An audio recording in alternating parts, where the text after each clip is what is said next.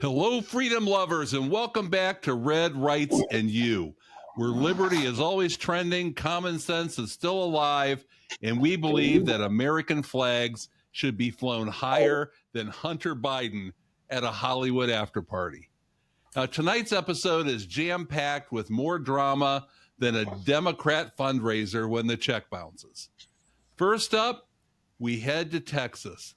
God bless them, where a catastrophic flash flood has taken the lives of well over 100 innocent Americans, many of them young children who were tragically lost as rivers rose nearly 30 feet in just 45 minutes.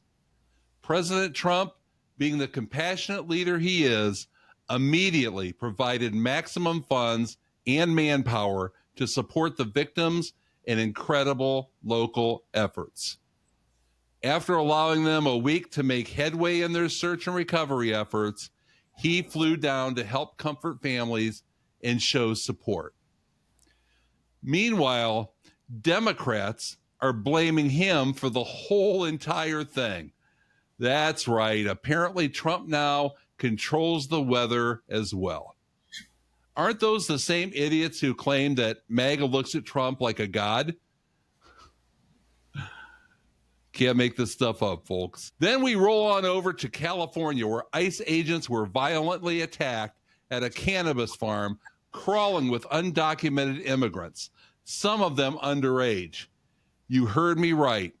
These cretins were blocking ICE vehicles and throwing rocks big enough to make even David and Goliath say, "Whoa, easy there, pal."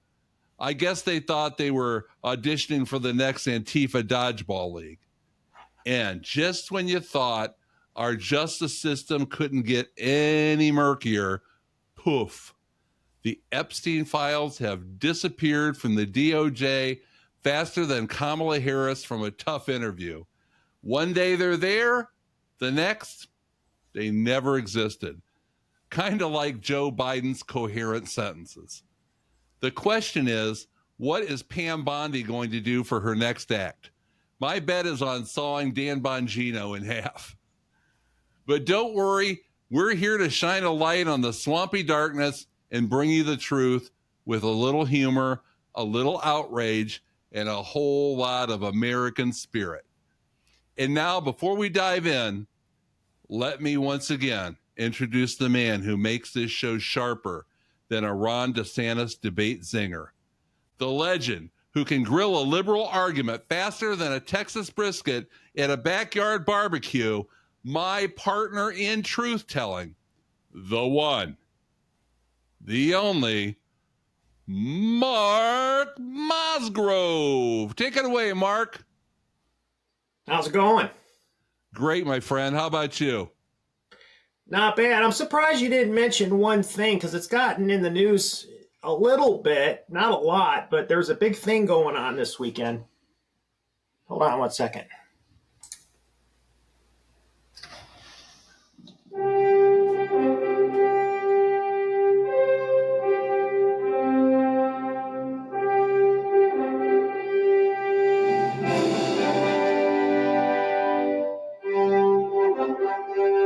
Just wait for it.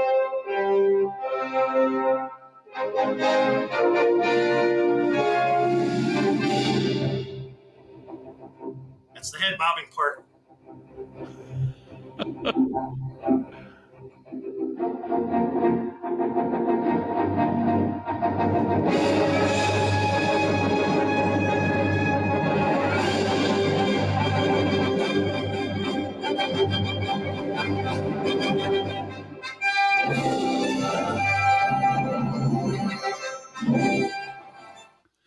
Did you see that movie? That is unmistakable. Hold on a second. Hold on. I'll never forget that score. It's the Clint Eastwood Film Festival. Am I right? Actually, it's from the Smurfs. Oh, really? Papa's my absolute favorite. It's funny that you should play that and talk about it with Star Wars. Is there a big concert going on? What's going on? No, that's Superman. Oh. Oh, yeah. The woke Superman movie is coming out. No, it's out. The Immigrant. Isn't he the We, abused we immigrant went. that they're trying to kick out of the country because he's here illegally? We've seen it. I think the whole political thing's a little overblown. You haven't seen it, obviously. No, I haven't seen it yet, but whoever is throwing that out there wants the movie to fail because people are not going to watch movies of the woke variety. I guess the director or whatever is a pretty liberal guy, but then he backed away from all that rhetoric because people are finally starting to realize whether you're liberal or conservative, movie makers, musicians, actors, comedians, whatever it might be, are backing away from the whole woke thing, and they're starting to realize that red or blue, the color that really matters is green. Right. It's all the same color money, but when you say something woke, or if you come out and say things against liberals and you take a stand, you're cutting off half of your revenue base. So that's amazing. I think if a studio, a company, a corporation gives you $200+ million to say something in a movie, to make a movie to not only entertain, but to have a message, to say something, why do you go out a few days before the movie and make it political? Why? Yeah. Why would you do that? Because if you wouldn't have said that, I wouldn't have been looking for it. I just would have watched the movie. And then maybe afterwards I might have thought, well, that was a little bit of a liberal message. Are we really that fragile that we can't see something or hear something from someone who has a different opinion than us? Can't we still watch it and listen, even though you may not agree with that person or that movie 100%? You know, was the movie good? I mean, it wasn't bad. I was disappointed. I'm a huge Superman fan. I was disappointed. But I get why people are calling it woke, because Superman's logo was truth, justice, and the American way, and now it's truth, justice, and Free Palestine. something like that. A better tomorrow, I think it was. And then some of the plot of the movie you could say was kind of doing it. But I'm a huge Star Trek fan, and Star Trek is about as liberal as they come. And I'm conservative. I can watch it and enjoy it, and I can listen to a message that someone is giving, and I can absorb it, and I can decide whether I agree or disagree. I don't have to say it's bad, right? Because there's one little thing in it that may not fit my sensibilities. And why have we gotten to this point? Well, back in the day when I used to be funny, I did stand-up comedy.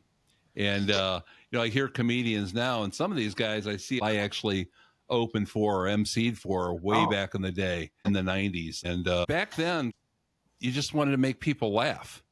And the funny thing about it is, if you crack jokes about people in your audience, whether they're Puerto Rican or black or whatever, Chappelle got in trouble with that whole trans thing. Normally, it's not the people that are in the audience that are offended. They actually think it's hilarious, to be honest. But it's the liberals that just look at things and want to judge and change everything and make everything woke. Finally, comedy's starting to make a comeback where all you have to do is go out there and be funny and not worry about who you're offending or if you're saying something that's offensive to one side or the other. I can just use that as a reference because that was my experience, but that's the same with movies, concerts, athletics, whatever it may be. It's not that nobody cares about what your opinion is. They said that to LeBron, just shut up and dribble, because he comes out with these liberal remarks, but they're better served to just keep those comments to themselves or be more politically correct. Patrick Mahomes, I'll give that guy a lot of credit because they were always trying to put him up against Trump and tell him what his political affiliation is and everything. And he just says, look, I don't get into that. I encourage people to do their research and go out and vote for the people that they believe will further the country within their point of reason and their point of view. After you do your research, find the candidate that you believe best supports your opinion on those things. That's a smart thing to do, because why pin yourself against the wall and put up with all that? It's a private decision. And of course, it's not very private when we talk about it. We talk about our political viewpoints, but we're always open to discussion. Those are all good points. And one more thing, and we'll get off this because I don't want to spend the whole video just talking about this. But if you get a chance, I don't know if you see it on Facebook. I don't even know how you would look it up. But I was always a huge fan of that theme from the movie The Good, the Bad, and the Ugly with Clint Eastwood. Do you remember it? Yeah.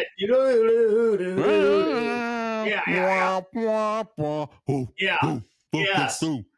Not heard that in a long time. I saw a Facebook thing where they showed how that was recording, the different instruments and the voices and the whistling and putting the whole thing together. It was amazing. Something about that thing, it was kind of macabre, weird, off the hook. It was so original, but hadn't heard it in a long time, and I saw that thing on Facebook, and I saved it. I enjoyed it, the way they put it all together. Might as well get this over with. The flooding in Texas, the flash flood. I don't want to talk too much on it. It's just a major catastrophe. People try and point fingers and politicize stuff like this. I can't understand how they can even do things like that. It's so foul and pathetic. All those innocent little girls lost their lives, the people coming together strong, the community standing together, helping each other out. Just a complete tragedy. Who knows, may even be close to 300 deaths. It's never usually as close to people they say are missing, but already, 120 or something people that are confirmed dead. And they criticize Trump. I got to give him a lot of credit. He gave them all the resources they could possibly need, all the manpower, all the money, everything he could. And then he left a week go by where they could get their footing and get the search and rescue and everything underway before he went out there. And he was comforting the people, and they had a meeting out there. But it's just a tragic, senseless loss. But these things happen, and I think sometimes show us our humanity. People are donating. There's a lot of different causes. I know Fox has collected, I think, $5 million. If you can't think that's a worthy cause to donate to, then I don't know what is. So I just couldn't imagine if that was my grandkids or when my kids were small, or even now, losing a child like that. But well, obviously, our hearts and prayers go to the families and the victims. It's a tough situation, but what makes it even tougher and more infuriating, and it kind of was going along with what I was saying about the movie, is, everything doesn't have to necessarily be political. Right. We had flooding. It was a once in a lifetime event. Nobody alive had ever seen that river do that flooding. So it wasn't expected. And then to blame Trump because Trump has ruined the planet's climate because he's been president for 3 months or 5 months or whatever it is. It's absurd. And then you had the politician from, was it Houston, who basically said, yeah, everybody's all upset about those little white girls that died, but all the immigrant kids are having their Fathers of the Years taken away. Why? Why does everything have to always be in the prism of politics? And I hate, and race. True. That's true. I mean, shoot, we had a car accident, without getting into the details, and our car was totaled. And we had a family member almost right off the bat. Instead of like, are you okay or anything like that, it's like, this was back in March. One of the first things that was said to us was, you're going to have a hard time getting a car now because of all of Trump's tariffs. And wow. I went off. Like, we just had a car accident, totaled a car. It was a car that we loved. It was paid off. Luckily, everybody was okay. I know I did the Superman reference because that's what everybody's talking about. And yeah, there's some political messaging in there. But why is everything in the prism of politics? I don't get it. And then you mentioned about the Epstein files. Same deal. It's in the prison of politics, like, oh, Trump's preventing it from being released. If there was information that was unflattering to Trump, the Biden administration would have had it out already. Think about it. Think about it. I don't think there ever was a client list to release. And I think what happened was Pam Bondi misspoke a couple months ago, or should have elaborated a little bit more when she said the Epstein stuff is on my desk and it's some pretty sick stuff or whatever, and it's going to be released. Okay, the sick stuff was the stuff that everybody knew. I think she didn't have a client list. She didn't say she did. Yeah, it becomes a political thing. But if there is no list, there is no list. And to be honest, I could care less. I could care less either.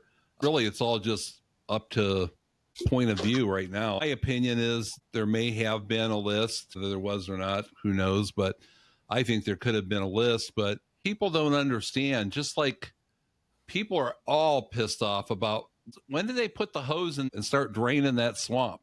Because you're hearing something here, you're hearing something there. 1 week, this person's being indicted. The next week, this person's being indicted. Now there's an Epstein list. Now there's not an Epstein list. Now there's a whole JFK and Bobby Kennedy thing. And then what happened with that? Nobody knows. The bottom line is it's a rabbit hole, man. I don't think Trump was in there, but I think there's a pretty damn good chance that it's not 1,000% Democrats and enemies or whatever you want to say of Trump that are on that list. There may be somebody that Trump golfs with or owes a favor. And come on, that goes on both sides, regardless. Maybe it's somebody like Bill Clinton that said, Donald, I know we don't get along, but, if you let that list out, I'm going to have to tell people about what happened that time, in Arkansas when we were talking and you said you were with. There's so many things that can happen in politics, and things can get swept under the rug really quickly if there's push and shove. If there's some kind of motivation to squash something, they'll do it. So who knows? I don't think there is any more information, because if there was, it would have been released already. I mean, as much as they were going after Trump over the 4 years of the Biden administration, it would have came out. Well, I don't think it was Trump, like I say, but you got to look how it affects either Trump or friends of his or people that he knows, or maybe there is information. I don't think any of these guys are squeaky clean. The big thing now from last week is this whole cannabis farm. I thought cannabis was supposed to make you laid back. I don't ever remember throwing rocks when I was high in high school. They go in there and they say, oh, you're barking up the wrong tree. They have over 300 undocumented illegals, right. And then they have a bunch of young kids there that were working. They're underage, undocumented immigrants. Then you got Gavin Newsom crying and saying kids are being ripped out of their parents' arms and being separated. There was weeping and gnashing of teeth or whatever he was coming up with. But that whole thing, man, I mean, look, I don't give a shit what the Democrats say. If somebody is throwing big rocks at a damn car that I'm in, and I'm a law enforcement officer trying to do my job, and my windows are breaking, and these big rocks are hitting my car, and they're putting stuff in front of my car so I can't move, and then they're hitting me with these deadly weapons, I'm going to roll down that window, or I'm going to step out of that vehicle, and there's people that are going to get capped. You've got to be able to defend yourself. Until they start putting some of those assholes down, they're going to keep doing that stuff. And the one guy's pointing a gun and firing a gun. Come on, man. You can't have that kind of vigilante injustice. You got to be able to defend yourself and what you're doing there. If they're not armed or whatever it is, then he needs to bring in a Marine battalion or the National Guard or somebody and just say, hey, look, man, these assholes are going to do this stuff, and just tell them beforehand, look, from now on, this kind of behavior will be met with deadly force. If you're throwing rocks with the intent to hurt or maim or kill, then you're going to be met with the same force. They can't allow them to keep doing that bullshit. And the governors and the mayors are standing up, and they're like, oh, it's for Angelenos. All people that come here are welcome. That's not the law of the land. The immigration laws say otherwise. If you come in here and you're undocumented, you do not belong here. Go out. If you want to come back in, we need the extra workers. Yeah, you're right. We need people to help on the farms and the migrant workers. They've been doing that stuff for years, but they've got to have proper documentation, pay their taxes, and go through legally and get their citizenship. Millions of people have done it the right way. That's all he's saying. Just do it the right way. You can be properly vetted. You come in here, you're contribute to society, you pay your taxes, and everything's good. They're giving them every chance to do that. But now they all think that they can just pour through here. That's not the way it works. It never worked that way before.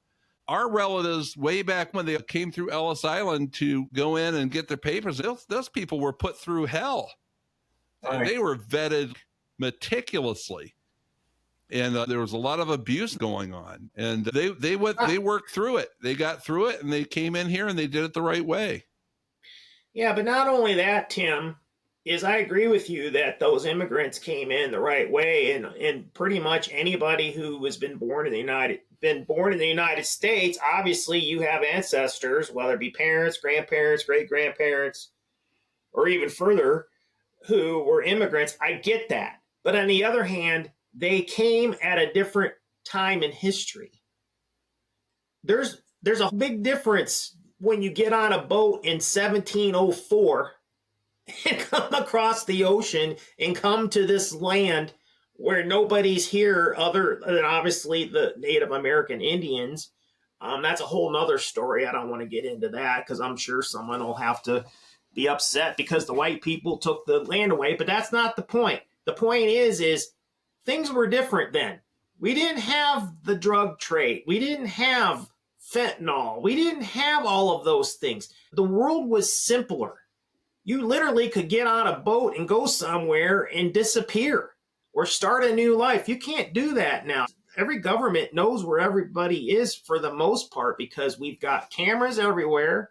You got to have your ID to buy certain things in this country still. You can have a sex change, I guess, if you want without an ID, but that's a whole nother topic. Times are different now. It's 2025. The immigration in 2025 is going to be different than the immigration in 1725 or 1825 or even 1925. Probably the total population in 1925, I bet you, was less than 100 million, maybe 50 million. I have no idea. We'd have to look it up. It's like 330 million people now. It's not the same. Yes, I know those people came over, but they came over legally, but it's different now. Things are a lot more complex, obviously. You have to have a permit to build a deck, for goodness sakes. Yeah. Back in the day, you just went out into the woods and you cut down a couple trees and you built a house. Times are different, and that's okay. Yeah. I just saw that El Chapo's son is trying to plea bargain now. He got busted, and it's the drug of choice, fentanyl. That's where the money's at. That's what everybody's trafficking now. For a while, it was coke, heroin. Now it's fentanyl, because a little of that stuff goes such a long way. Dose that stuff wrong, and just a little bit more, finite amounts, can result in people losing their lives. A speck of dust can kill. It's tragic. They're trying to substitute it now, and they're cutting their drugs with it and making it so much cheaper, and they're getting the same effect just by using a microscopic amount of it. But those guys don't give a shit if somebody overdoses on it. They've got their money. But it's just crazy what's going on. All the things that are going on in any other situation, we'd be like, man, there's a million things happening, but it's amazing. Just these few things. And I guess he's really battening down the hatches on tariffs now and sending out the letters that you're going to get tariffed this amount and it's going to start on this date and that's it. And if they want to talk about it, then they have to take the initiative to come and talk about it before August 1st. So, Right. but besides all that, and the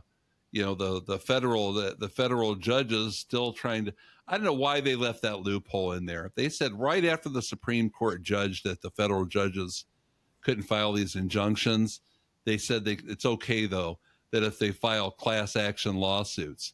That wasn't the intention, but Sotomayor was the one that said that that's an option, and she encouraged everybody to start doing it. Well, we've already had a judge that's done that. So now it's going to have to go back to the Supreme Court again, and they're just going to have to put their foot down. And it might not even be by that much of a majority. The other liberal judges may vote against it, but they're going to have to go in there again and say, okay, you can't get involved in this. Like I've said before, the presidency is the executive branch. It's their job to execute the law. These laws are on the books. Yep. And they're following the laws. If you don't like the immigration laws, then run for office. Give money to someone who wants to change it. Support people who want that.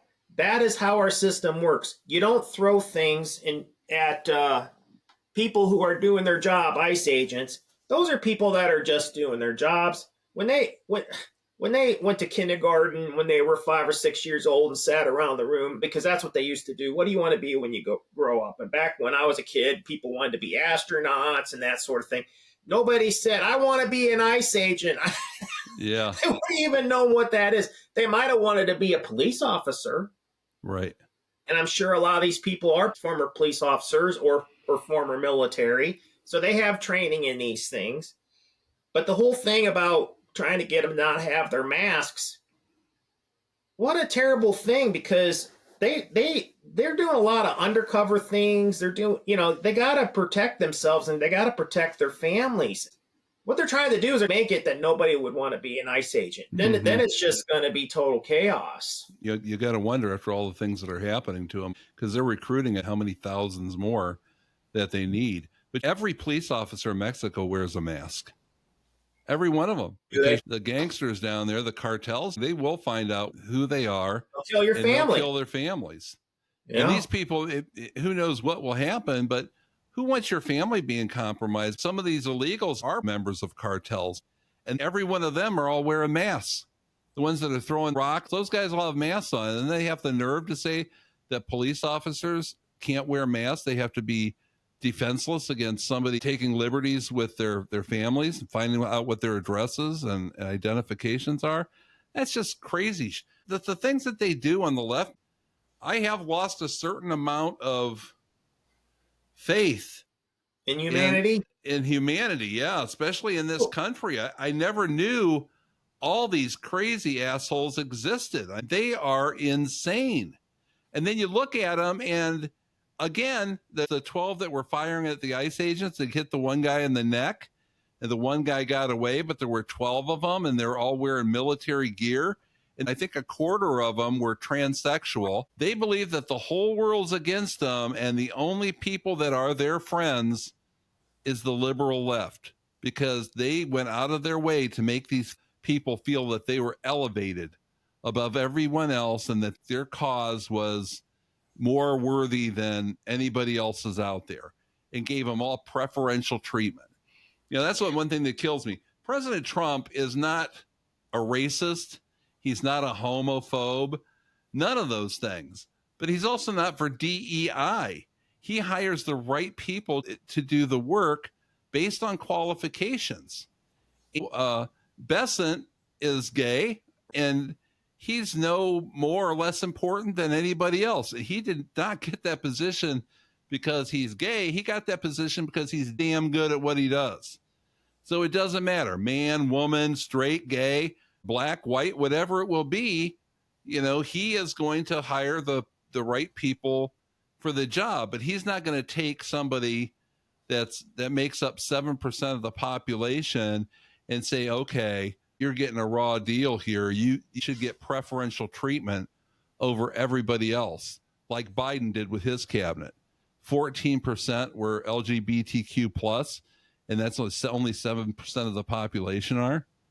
So a lot of these hardcore left liberals are either folks from the LGBTQ plus community or friends and family. And it's just a shame. There's opportunity, but it's people that want to do the job. He has no place for people that just want to sit on their hands and do nothing. And this isn't a take. You get this, you get that. Here, rely on the government. Big government. Get this, you get this, you get this. Trump, there's plenty of opportunity there, but you have to do your part too. You can't just sit on your hands. He wants you to work for it or do what you need to do to earn it. See, that's the difference between liberals and conservatives.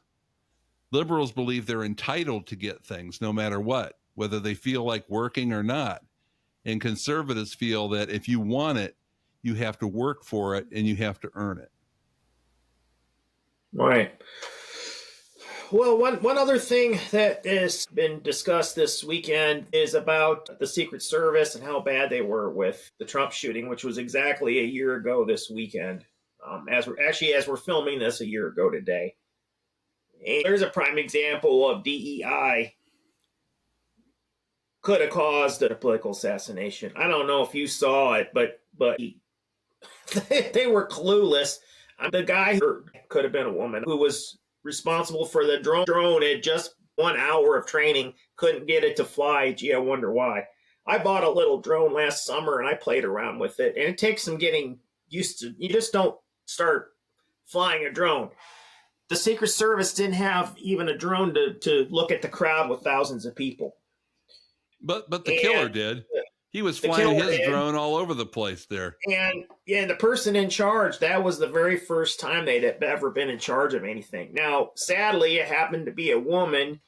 So then people are going to be like, oh, well, that was a DEI hire. That's kind of not fair. We don't know that woman. Maybe she's really great. The point is they didn't have enough people because they had their policies so that they couldn't hire enough people. It had nothing to do that it was a woman in charge or a man in charge. The point is they didn't have enough people. You would think people would be killing, no pun intended, to be Secret Service agents.